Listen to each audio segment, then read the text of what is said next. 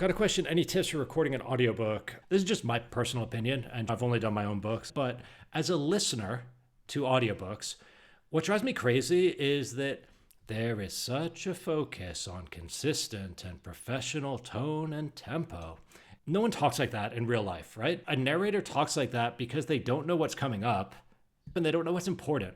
They don't know what to get excited about. They don't know what is a little playful and meant to be said with a wink or a laugh, right? You do, though. You're the author, and that's an incredible advantage. And for me as a listener, I would much rather listen to a less polished performance that carries the emotion, that shows me what's exciting, what's a bit tongue-in-cheek, playful, what's friendly. One of the reviews on my book for the audiobook was like, they said it was the first audiobook they listened to where they felt like they were having a coffee with an expert who was just explaining it to them. And that made me so happy because that's what I wanted it to feel like. I wanted it to feel like I was just talking to someone.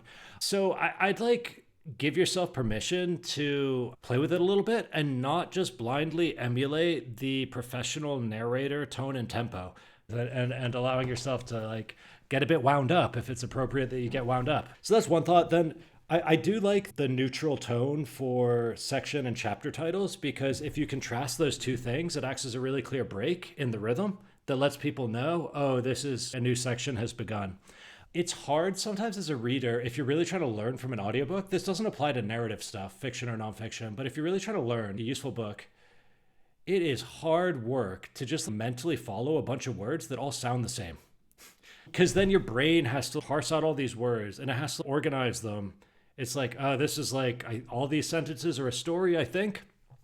But if someone's just in storytelling mode and they're telling you the story and then they get to the end, their voice changes. That's acting as a clue for your brain. It's like formatting and doing good interior layout in a paperback. And your brain's like, oh yeah, that was the story. And it clunks it all together, right? So you can make their life easier by just letting yourself have a little more fun with the narration. They know it's important, not because your words go, this is really important. Make sure. But it's because like you're freaking, you like just keep putting people out of business, you know? It's like they can tell that's important. Their brain doesn't have to go, oh, he said the word, it's important, so I should remember it's important. It's like do it like conversation. That would be my biggest advice as, you know, a pet peeve as someone who listens to a bunch of business audiobooks.